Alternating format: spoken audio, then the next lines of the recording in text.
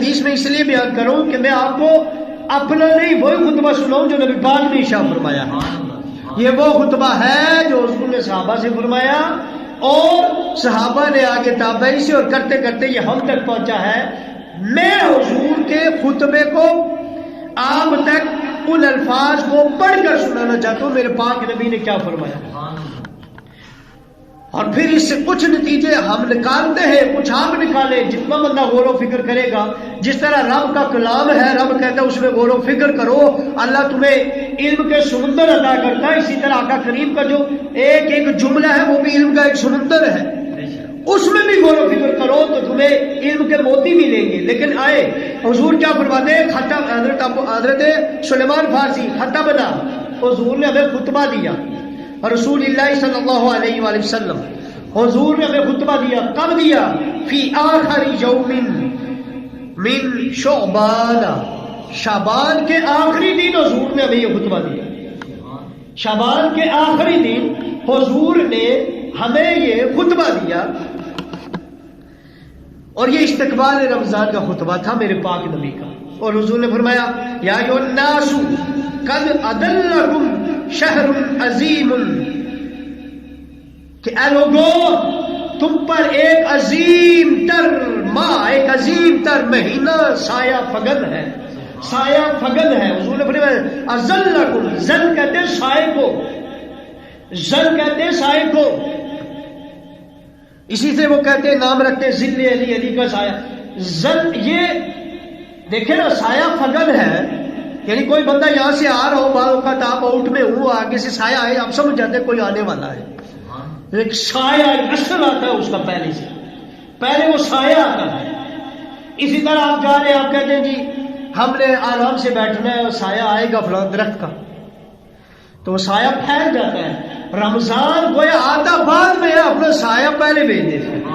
حضور فرما رہے ہیں نا سایہ ایک مطلب اثرات تاثرات رمضان کا جو اثر ہے وہ پہلے سے محسوس کیا جا سکتا ہے. حضور فرما رہے ہیں تم پر ایک عظیم مہینہ سایہ فگن ہے، اور شہر مبارک. صحابہ کو خطبہ دیتے حضور کہتے ہیں، اور وہ شہر بڑا، وہ مہینہ، شہر عربی میں کس کو کہتے ہیں؟ مہینے کو. یہ ماہ بڑا ہی برکتوں والا ہے. میرے پاک نبی فرماتے ہیں برکتوں والا مہینہ ہے. شہر فیہ لیلۃ خیر من الف شہر. پھر انا انزلناہ فی لیلۃ القدر وما ادراک ما لیلۃ القدر لیلۃ القدر خیر من الف شہر. اور سورہ قدر کی طرف حضور ارشاد فرماتے ہوئے، اس کی طرف اشارہ کرتے ہوئے کہتے ہیں کہ اس میں ایک رات ایسی ہے جو 1000 مہینوں سے بہتر ہے. یہ حضور کس کو ارشاد فرما رہے ہیں؟ صحابہ کو. کہ اے صحابہ ایک ایسا مہینہ جو برکتوں والا آ رہا ہے، تم پہ سایہ فگن ہے، اس کی ایک رات ہی 1000 مہینوں سے بہتر ہے. ایک رات 1000 مہینوں سے بہتر ہے. اور پھر ہوا کیا ہے؟ پھر حضور فرما رہے جعل اللہ صیامہ فریدۃ، اور یہ وہ مہینہ ہے جس کے دن کا روزہ اللہ نے تم پر فرض قرار دیا گیا ہے.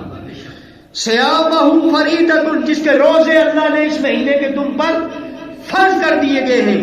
وقیام اللیل تطوعا، اور اس کے رات کا قیام تمہارے لیے سنت ٹھہرایا گیا ہے. دن کا روزہ فرض ہے، رات کا قیام سنت ہے.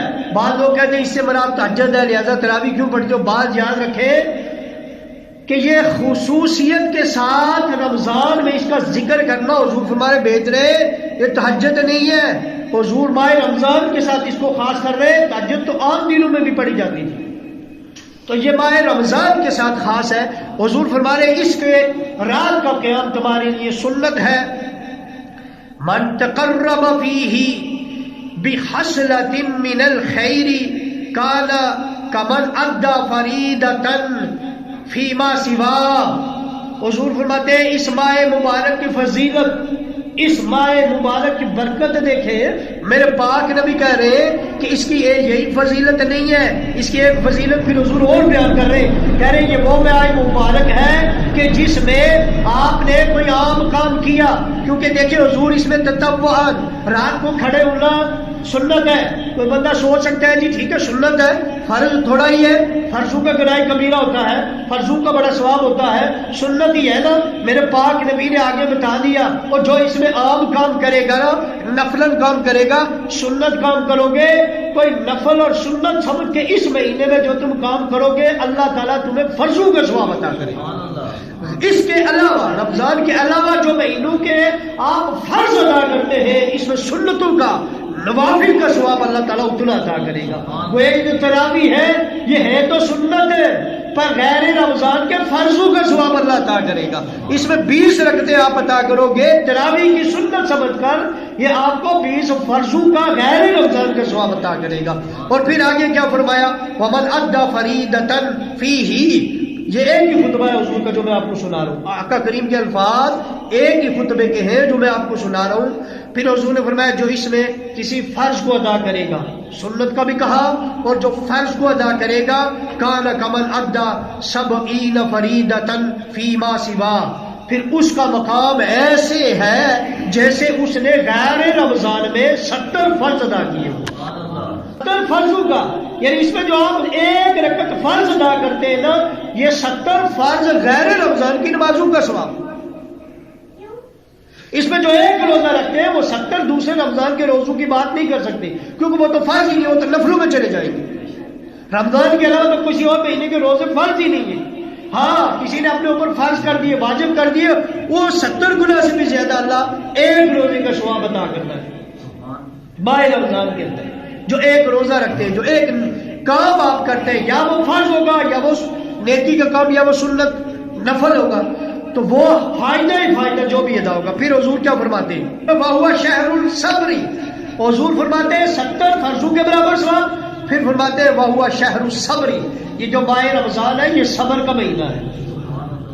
اگلا حضور نے درس دیا کہ صرف یہی نہ سوچ لو فرض ادا کرتے رہے، نفل ادا کرتے رہے، فرضوں اور نفلوں کا ثواب اتنا زیادہ کمائے. نہیں، صبر بھی کرنا ہے. یہ صبر کا بھی مہینہ ہے، پورے سال صبر کرنا ہے، پر اس میں خصوصیت سے حضور اہتمام کے ساتھ کہتے ہیں یہ صبر کا مہینہ ہے. فیما سوا. اور پھر فرمایا الصبر ثوابہ الجنت. حضور فرماتے ہیں یہ صبر کا مہینہ ہے اور صبر کا بدلہ جنت ہی ہے. یہ صبر کا مہینہ ہے اور صبر کا ثواب جنت ہے. اور پھر حضور نے خطبہ عشاء میں وشہر المواسات. اور یہ غم خواری کا مہینہ ہے، یہ غریبوں کے ساتھ ہمدردی کا مہینہ ہے. یہ وہ مہینہ ہے جس میں غریبوں کا خیال کرنا ہے. یہ وہ مہینہ ہے جس میں کیا کرنا ہے؟ غم خواری کرنی ہے. حضور فرمائے شہر المواسات، غم خواری کا مہینہ ہے، جسمانی طور پر بھی کمزوروں کا خیال کرنا، مالی طور پر بھی کمزوروں کا خیال کرنا. اسے کہتے ہیں مواسات، اسے کہتے ہیں غم خواری. مالی طور پر بھی تعاون کریں، جسمانی طور پر بھی کمزوروں کے ساتھ تعاون کریں. تو یہ ہے، یہ مواسات کا مہینہ ہے. یہی وجہ ہے کہ آپ یہ دیکھیں کہ اس میں جو اللہ سے مقام پانا چاہتے ہیں وہ ماہ رمضان میں خصوصاً غرباء کا خیال کرتے ہیں، سحریاں کراتے ہیں، افطاریاں کراتے ہیں. خیر وہ ان کا ثواب آگے آ جائے گا اسی خطبے میں آقا کریم کے.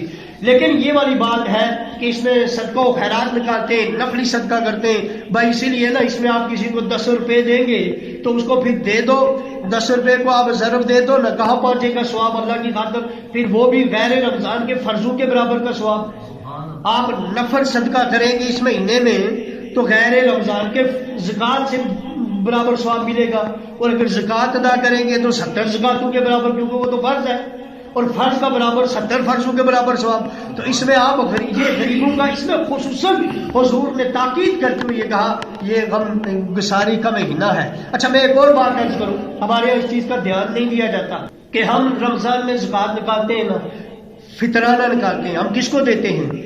ہم دیتے ہیں غیر سادات کو، کیونکہ سادات پہ صدقہ خیرات واجبی نہیں لگتا، زکات نہیں دیتے، تو ان کو ہم دے دیتے ہیں. اور وہی پڑوس میں اگر کوئی غریب سید کا گھر ہے، ان کے بچے عید ان کی دیکھیں تو ان کی عید جو غریب ہے ان کی اسی طرح گزرتی ہے. کیونکہ آج کل نفلی صدقہ لوگوں نے نکالنا ختم کر دیا ہے اور واجبی زیادہ نکالتے ہیں اور سادات کے بچے ادھر ہی رہ جاتے ہیں. اور پھر ہوتا کیا ہے، دیگر کو تو آپ خوب نوازتے ہیں لیکن سادات کے بچوں کو کوئی کچھ نہیں دیتا. کیوں؟ پتہ ہے یہاں زکات لگے گی نہیں. तोहफे के तौर पे कोई देता नहीं है। वो जो खुम्स का सिस्टम था वो खत्म हो गया। अब सादात को खुम्स भी खत्म और ज़कात भी नहीं दे रहे। मुफ्तियान किराम ने अगर ये फतवा दिया है कि सैयद को आप ज़कात दे सकते हैं इस दौर में, लेकिन शर्म नहीं आएगी हमें। नबी पाक उंगली डाल के इमाम हसन के मुंह से निकाल रहे खजूर और हुक्म दे रहे हैं कि मेरे घराने पर, बनी आशम पर ज़कात का मामला ये जो है ये हुज़ूर ने फरमाया हराम कर दिया गया है। तो अब शर्म नहीं आएगी हमारे उन लोगों को जो सादात को ज़कात दे के तोहफा तो दे नहीं सकते। खून रसूल से ये मोहब्बत है और इसको न देखो, इसका रगू में जो खून है वो नबी का खून है, तो तुम इसको तोहफा तो दे नहीं सकते। यूं ही समझो मैं अपने नबी को तोहफा दे रहा हूँ, अपने नबी के खून को तोहफा दे रहा हूँ। वो नहीं, वो तो गुनहगार होगा सैयद। लेकिन मैं ये कह रहा हूँ कि आप नबी की खातिर कहे, जैसे हम यहाँ दुरूद पाक पढ़ गए दुआ करके नबी की बारगाह में हदियतन तोहफतन पेश करते, यूं ही सैयद को देकर नबी की बारगाह में तोहफा पेश किया करें। किसी सैयद को तोहफा दे, ज़कात क्यों देते आप? और ये फतवे अब दे रहे जायज है जी सादात को आप ज़कात, चूंकि इस दौर में अब खुम्स तो है नहीं तो हम ज़कात को ही सादात को समझ के दे दें, तो बंदे को शर्म से डूब मरना चाहिए। जो ये सोच कर फतवे देने वालों को नहीं कह रहा, उन्होंने तो जायज के हाथ में कहा है ना, वो तो आपके लिए भी है कि भूख से मर तो कुत्ता भी खा सकते हैं, वो एक अलग बात है। पर तकवा क्या कहता है? तकवा कहता है बचो। तो अगर वो सैयद तकवे वाला हुआ ज़कात आप उसको देंगे तो फिर बताना भी जरूरी है। गैर सैयद को तो बताना भी जरूरी नहीं है। गैर सैयद को ज़कात बताकर नहीं देना जरूरी नहीं है। आप अपने रिश्तेदारों को ज़कात दे रहे, बुरा मना रहे, आप ना बताइए ज़कात, आप उन्हें दे दें, ज़कात अदा हो जाएगी। सैयद को क्यों बताना जरूरी है? क्योंकि वहां ये देखना है कि उसका मकाम क्या है, उसके माली मकाम क्या है, क्या वाकई वो गरीब है, क्या वो वाकई भूख की वजह से उस हालात खराब हो रहे हैं, उसको हम ज़कात देंगे। क्योंकि उसको एक कंडीशन में दी जाएगी जो इसकी कंडीशन नहीं है। वो आप तफसीलन जाने, इंशाल्लाह मैं वो भी तफसीलन आपको अलग से अर्ज करूंगा। मैं ये कह रहा हूं उन्हीं को ज़कात करें, हम जाकर क्यों दें, तो उसको तोहफे के तौर पर क्यों ना दें। आप लोग भी ये किया करें, सैयदों का हिस्सा जरूर निकाला करें, ज़कात से नहीं और सदकात वाजिबा से नहीं, उससे अपने खानदान की खिदमत करें जो तुम्हारे लिए हुक्म है। नबी के खानदान को तोहफा दिया करें, नबी के खून को, और वो पूरा किया करें। हुजूर ने फरमाया ये गमखारी का महीना है, गरीबों से हमदर्दी का महीना है। व शहरु युज़ादु फीही रिज़्कुल मुमिन, और इसमें मोमिन बंदे का रिज़्क बढ़ा दिया जाता है। सबसे ज्यादा खर्चा भी इसमें आप लोग करते हैं और इसमें रिज़्क भी हुजूर फरमाते हैं बढ़ा दिया जाता है। और फिर मन फत्तर फीही साइमन कान लहू मगफिरतन लिजुनूबिही, और जो इसमें किसी रोजेदार को रोजा अफ्तार कराएगा उसकी मगफरत हो जाएगी। व इत्का रगबतिही मिन नारी, और उसकी गर्दन को जहन्नम से आजादी मिल जाएगी।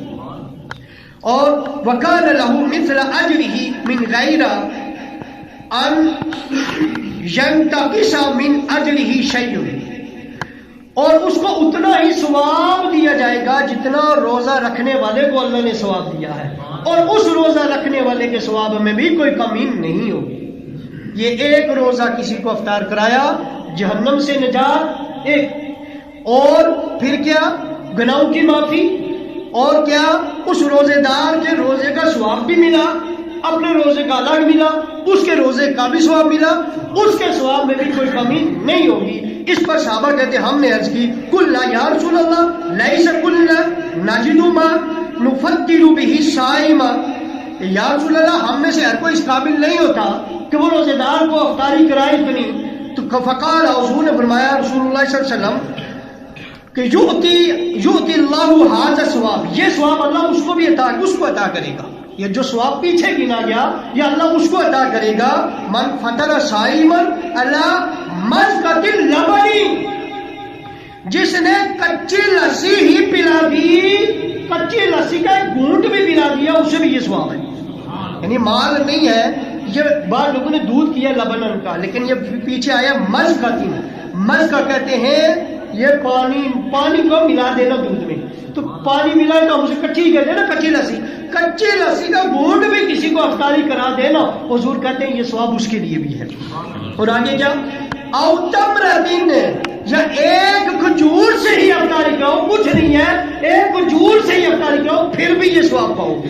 اور پھر یہی نہیں ہے تو پھر او شربت من ماء، اور اگر کچھ بھی نہیں ہے پانی کا ایک گھونٹ بھی پلا دو نا، اللہ اس کا بھی ثواب اتنا ادا کرے، پانی کا ایک گھونٹ۔ اور پھر میں جسٹ لگاتا ہوں، آگے جا رہا ہوں، ٹائم پورا ہو رہا ہے۔ یہ حضور کا خطبہ ہے جو میں آج آپ کو سنا رہا ہوں۔ پھر حضور صلی اللہ علیہ وسلم نے فرمایا کہ سقاہ اللہ من حوضی شربت لا یظمأ حتی یدخل الجنہ۔ حضور نے فرمایا لیکن یہ تو ان کے لیے جو ہے کہ کھجور کھلائے گا وغیرہ، جو اگر کسی کو سیر کر کے کھلاتا ہے نا، اگر آپ افطاری کسی کو سیر کرا کے کھلاتے ہیں تو اس کے لیے الگ سے اجر بیان کیا۔ جو صحابہ پوچھ رہے تھے کہ ہم وہ نہیں پاتے، تو حضور نے کہا ایک کھجور کھلاؤ، ایک گھونٹ پلاؤ۔ اب حضور کہہ رہے ہیں کہ اگر تم سیر کر کے اس کو پلا دیتے ہو، سیر کر کے افطاری کرا دیتے ہو، تو پھر اللہ خود اور میرے حوض کوثر سے تمہیں پلائے گا، اور اتنا پلائے گا پھر اس کے بعد تمہیں پیاس نہیں چھٹائے گی۔ اور پھر حضور نے فرمایا کہ وَهُوَ شَهْرٌ، یہ شہر، حضور اس مہینے کی عظمت بتا رہے ہیں نا، حضور فرما رہے وَهُوَ شَهْرٌ، اور یہ وہ مہینہ ہے اول رحمت، اس کا پہلا رحمت ہے، وَأَوْسَطُهُ مغفرۃ، اور اس کا درمیان مغفرت ہے، وَآخِرُهُ عِتْقٌ مِّنَ النَّارِ، اور اس کا آخر جو ہے وہ جہنم سے آزادی ہے۔ اس کا پہلا مہینہ کیا ہے؟ رحمت، دوسرا مغفرت، تیسرا جہنم سے آزادی۔ یہ تینوں چیزوں کا خیال رکھیں۔ ومن خفف عن مملوکہ فیہ غفر اللہ لہ، اور جو اس مہینے میں اپنے غلاموں، اپنے نوکروں، اپنے ماتحتوں کی کمی کرے گا، ان کی خدمت میں، ان کو خدمت کرانے میں، ان کی محنت میں، ان کی مزدوری میں کمی کرے گا اور مال بڑھا کے دے، یہاں بات ہے کہ ان کے کام میں خفیف کرے گا، ان کا کام ہلکا کرے گا، اللہ تعالیٰ اس بندے کی مغفرت کرے گا۔ آپ کے پاس دکان میں کوئی سیل مین ہے، کہیں بھی آپ کے ماتحت ہیں، حضور فرما رہے ان سے کم کام لو، اس ماہ مبارک میں اللہ تمہاری مغفرت کرے گا۔ اب یہ ایک الگ موضوع ہے جس پہ اگر بحث کا وقت نہیں رہا۔ اور آخری بات حضور نے کیا فرمائی؟ اور پھر فرمایا وَآتَقَهُ مِنَ النَّارِ، اور اللہ تعالیٰ جہنم سے نجات عطا کرے گا۔ دائمی رائسائن، یہ حدیث حضور کا وہ خطبہ ہے جو حضور نے ایک موقع پر ارشاد فرمایا، جو میں وہ آپ کے سامنے عرض کر رہا تھا، اسی میں ٹائم پورا ہو گیا۔ ماہ رمضان آ رہا ہے تو استقبال کسے کہتے ہیں؟ یہ بات جانتے ہیں۔ آخری بات کہ استقبال یہ ہے کہ تیاری کریں، خالی خطبوں میں عمل بیان کریں، عملاً تیاری کریں۔ ماہ رمضان سے پہلے رمضان کے لیے سارا مال اکٹھا کر کے رکھ لیں تاکہ رمضان میں زیادہ سے زیادہ باتیں کریں۔ رمضان میں ہی زیادہ کام آپ کمائی پہ لگا لیتے ہیں، ٹائم نہیں، رمضان میں ٹائم کمائی پہ کم لگائیں، رمضان میں پہلے سے کمائی لا کے گھر میں رکھ لے سامان سارا رمضان کے لیے۔ یہ ہے تیاری کہ ماہ رمضان عبادتوں میں گزاریں گے، ماہ رمضان ریاضتوں میں گزاریں گے، زیادہ سے زیادہ قرآن پڑھیں گے۔ ماہ رمضان سے پہلے یہ تمام کریں، ماہ رمضان سے پہلے ہی آپ غریبوں کو دیکھ لیں، کون کون غریب ہے جس کی آپ نے مدد کرنی ہے، بے شک پہلے رمضان سے کریں تاکہ رمضان میں زیادہ ثواب ہو، لیکن آپ پہلے سے تیاری کر لیں۔ یہ استقبال رمضان ہے کہ کون غریب ہے، کس کس کی میں نے مدد کرنی ہے، کیا تیاری کرنی ہے، یہ استقبال رمضان ہے۔ خالی تقریروں میں نہیں، عملاً قدم اٹھائیں کہ ہم نے رمضان آنے سے پہلے رمضان کے لیے کیا تیاری کرنی ہے۔ اللہ تعالیٰ عمل کرنے کی توفیق عطا فرمائے۔